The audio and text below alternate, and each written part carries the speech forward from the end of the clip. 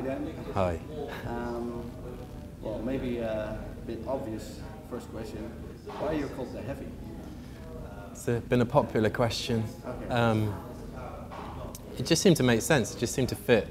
It was not necessarily referencing kind of heavy guitars or heavy kind of metal in any way. It was just, you know, we love our loud guitars and heavy beats, and the content as well, lyrically, the songs are always kind of, you know, quite heavy, relationship-wise, they're always kind of those sort of love songs, twisted love songs.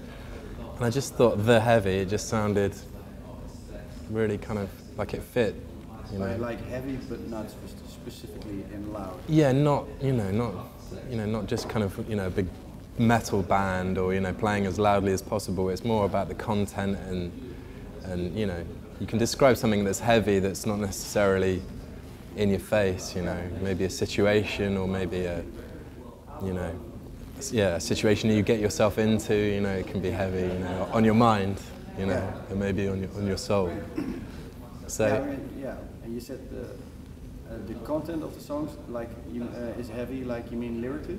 Yeah, some of them, you know, obviously we like our kind of, you know, those kind of twisted love songs, and, you know, maybe we've written about relationships that we've been in, or, you know, it's been a kind of a hard-going kind of situation. So, yeah, lyrically it's always been quite profound in a way. I think we're very honest, you know, we wear our hearts on our sleeves, so it's... Yeah, so it's all based on like real stuff? Yeah, I hope so, you know.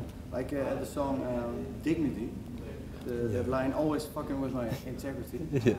But can you explain where that came from? Well, I think Kel would be the better person to ask that one, because he wrote that lyric. But, you know, it's just, you know, if you're in a situation and it goes wrong, you know, maybe you're in a relationship and then somebody, I think it's a universal kind of feeling that somebody's sort of messed with you afterwards, or, you know, or maybe during your period of time with them.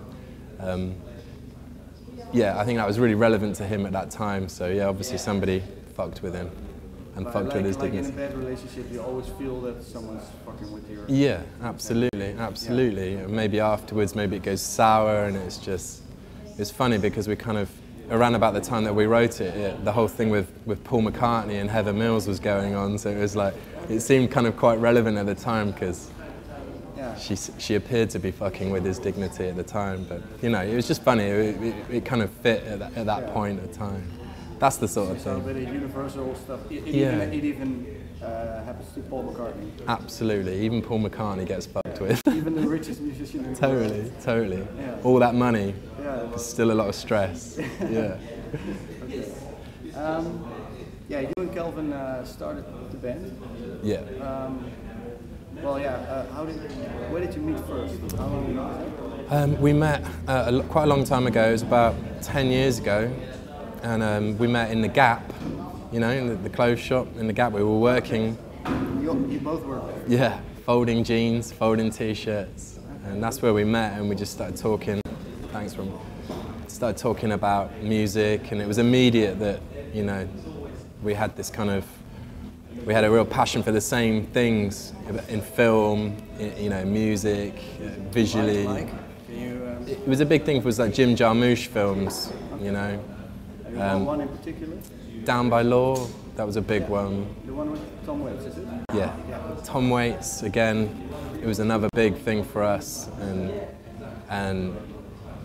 also then, you know, Jim Jarmusch went on to do things like Ghost Dog, and he worked with the RZA from the Wu-Tang Clan, and it was, you know, we just really love his style and the kind of understatedness of his films, and not the big productions. They're just simple stories.